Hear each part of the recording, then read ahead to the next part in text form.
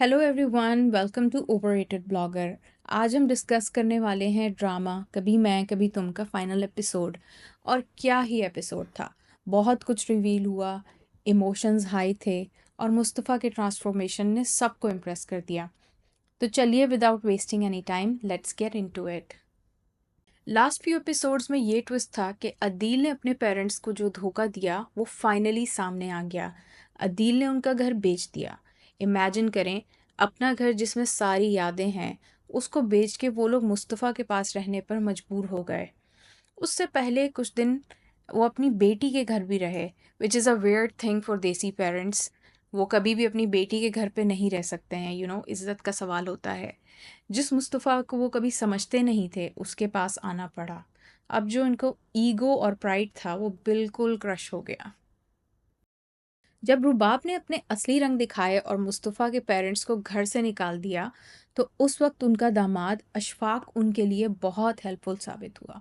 ये वही सिचुएशन थी जो कभी मुस्तफ़ा और शर्जीना को फेस करनी पड़ी थी।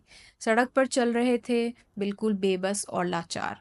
लेकिन इस बार उनके साथ अशफाक था, जिसने अपनी वाइफ की फैमिली को सपोर्ट किया जब उनका अपना घर नहीं रहा। ये देखकर भी एक अजीब सी आयरनी थी कि ये लोग जो कभी मुस्तफ़ा और शर्जीना की मुश्किलात को नहीं समझते थे, अब वो बिल्कुल उसी सिचुएशन में थे और उनका अपना दामाद उनका सहारा बन गया। ये देखने में बहुत इंटरेस्टिंग था जब मुस्तफ़ा के पेरेंट्स ने उससे माफ़ी मांगी। कभी सोचा नहीं था कि उनके मुंह से ये अल्फाज निकलेंगे। लेकिन जब अपना घर चला गया और अदील ने धोखा दिया, तब जाके उनको मुस्तफ़ा की वैल्यू समझ आई। और सिर्फ मुस्तफ़ा को नहीं, शर्जीना को भी उन्होंने अपॉलजी दी, जो कि बहुत ही ओवरड्यू थी। इन्होंने फाइनली अदील और रुबाब के असल चेहरे देख लिए।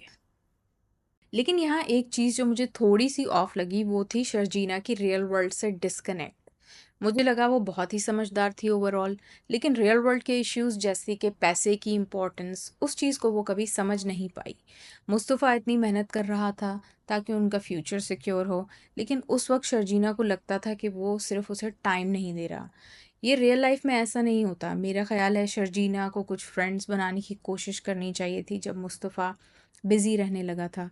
लेकिन चलो, उसकी अंडरस्टैंडिंग और support throughout the drama, उसको हम इग्नोर नहीं कर सकते। Also I would like to add कि मुस्तफ़ा समझ गया था कि रियल वर्ल्ड में पैसे की कितनी इंपॉर्टेंस है। एंड शर्जीना की इंसिस्टेंस कि हम पुराने फ्लैट में ही रहेंगे वॉज अ बिट वियर्ड।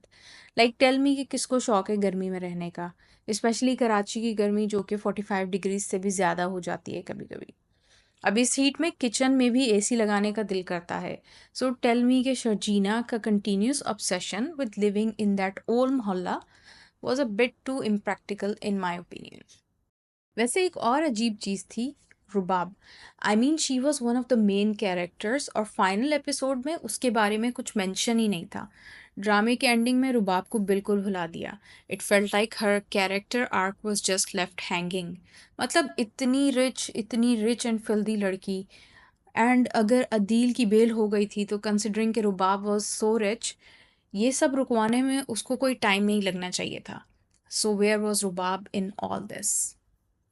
अब चलते हैं मेरे पर्सनल फेवरेट मोमेंट पर, मुस्तफ़ा का पुलिस स्टेशन वॉक, जब वो अदील को बेल करवाने गया था। आई मीन कितनी स्वैग थी उस वॉक में, जो कॉन्फिडेंस था उसका, हैट्स ऑफ।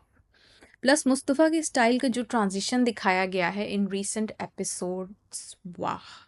पहले उसका सिंपल जीन्स और टी शर्ट लुक था, और अब देखें वो फॉर्मल जैकेट्स, वो पैंट्स, बहुत ही इम्प्रेसिव ट्रांजिशन था। इस मेकओवर से उसका कैरेक्टर और भी ज़्यादा पावरफुल लगने लगा था। मुझे बहुत अच्छा लगा कि एंड में शर्जीना ने मुस्तफ़ा को माफ़ कर दिया। एक पॉइंट पे तो मुझे लग रहा था कि शायद ये डिवोर्स की तरफ जा रहे हैं, जो ऑनेस्टली अनरीजनेबल लग रहा था।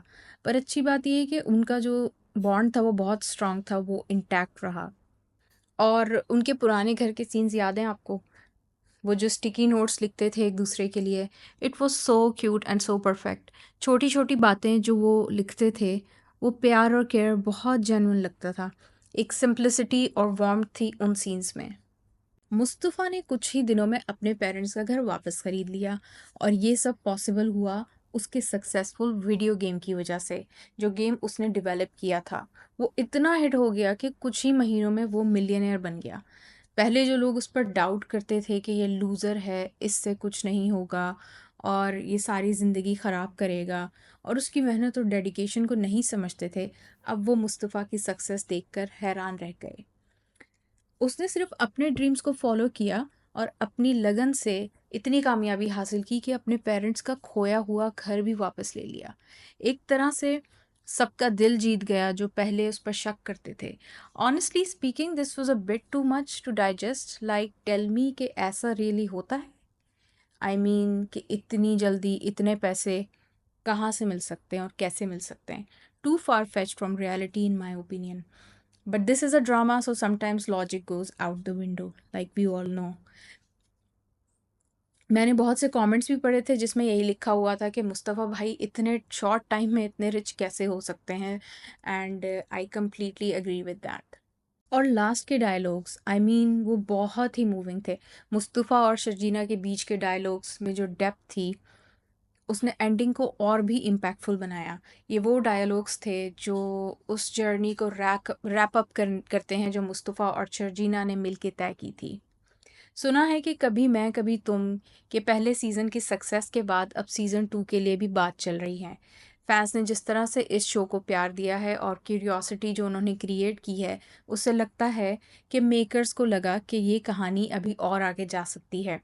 सीज़न 2 में हमें शायद मुस्तफ़ा और शर्जीना के रिलेशनशिप के नए चैलेंजेस और उनकी फैमिली डायनामिक्स को और एक्सप्लोर होता देखेंगे। लेकिन अभी तक कुछ फाइनली अनाउंस नहीं हुआ है, तो फिंगर्स क्रॉस्ड कि जल्दी ही हमें कुछ एक्साइटिंग न्यूज़ सुनने को मिलेगी। Now let's read some of the post its. Mister certified ढीठ, मेरे साथ बिल्कुल ड्रामा नहीं चलेगा, टाइम पे घर आ जाना। ढीठ तो मैं पैदाइशी हूँ, प्यार से बुलाओगी तो आ जाऊँगा। This is so cute.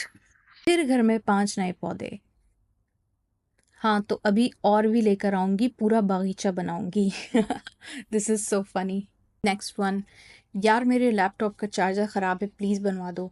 Already knew charger drawer में रख दिया है मेरी माँ। So funny. Okay next one, सुनो आज अगर बारिश हुई तो पार्क में मिलेंगे।